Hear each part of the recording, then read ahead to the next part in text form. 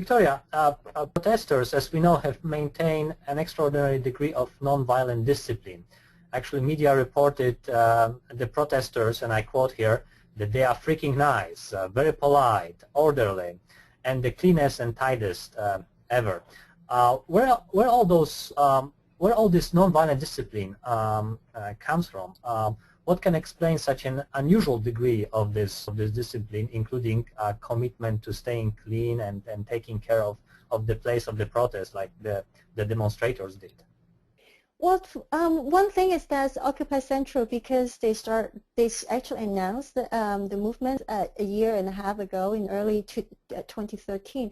So since then, they have trained about thousands of activists. So they got the training that you don't fight back. If you're arrested by the police, you know, just basically don't cooperate, don't fight back, and also do not harbor any hatred.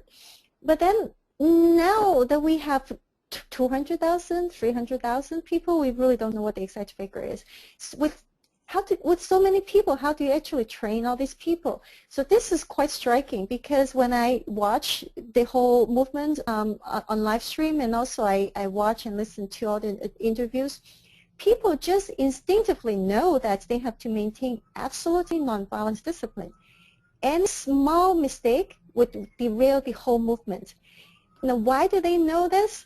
Now, this is one thing that I think to some extent that because it is important to go back to the point that this movement is not really new, that this is part of a 30-year-long democracy movement. So for decades, every time there was a protest, afterwards it will be all the streets will be absolutely spotless. Now, this one striking thing, not the Hong Kong people are by nature clean. Hong Kong people are fully capable of trashing all the streets. You go to Victoria Park after the Mid-Autumn Festival, when people would light lantern and also burn candles.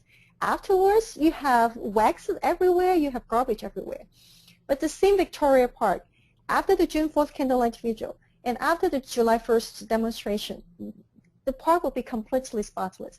There's this sense that, you know, McAdam, Till, and Carroll, again, these scholars of contentious politics, they argue that in the movement, people want to show not just unity, but also their worthiness. And I think this is what Hong Kong people want to show with the you know, by being so clean, by maintaining non-violence discipline.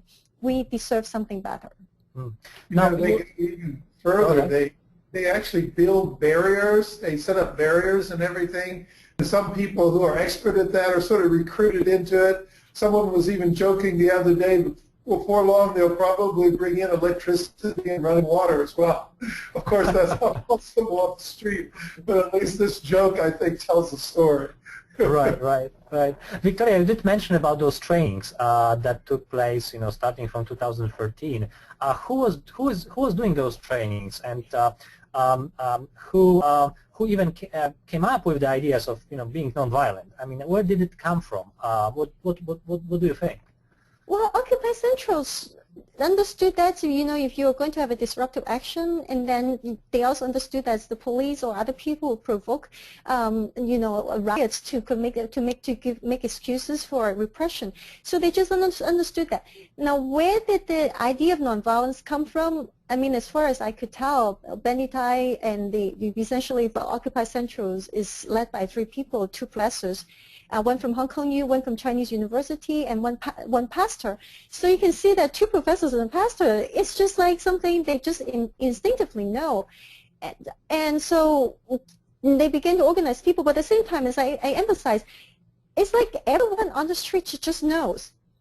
And I think to some extent, partly because of the long history of nonviolence protest, but also because Hong Kong is very cosmopolitan.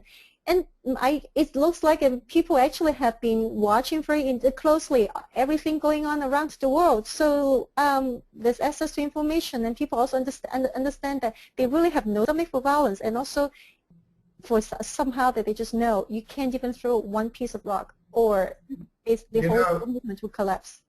It was interesting the other day that when the thugs were attacking the protesters in the urban area, they started developing this tactic that whenever someone came to attack them and yelled at them, they would sing happy birthday to them. So they kept singing happy birthday instead of responding with passion and argument. When someone was really angry and scolding them, they would sing happy birthday to them. Right.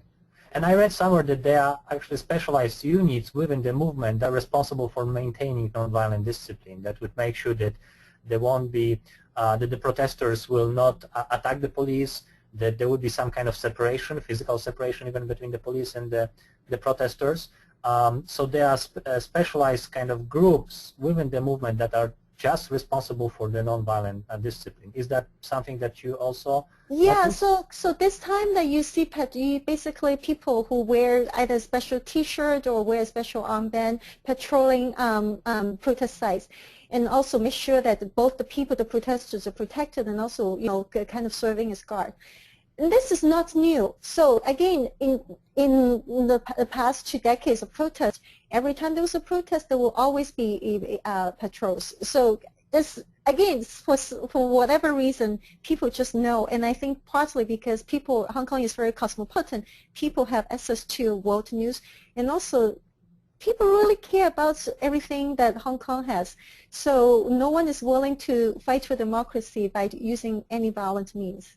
Right. You know, when I was there the other day, I saw students that were organizing seminars, and they had, I don't know, dozens of speakers coming in to talk about these issues. And so when the students asked me to speak to them, and they recorded my discussion, they said they're not part of the Occupy Central group or the Student Federation, that just these protesters from universities who arrived set about on their own doing this. So these various groups were very active in making sure everyone sort of knew the way to go about this.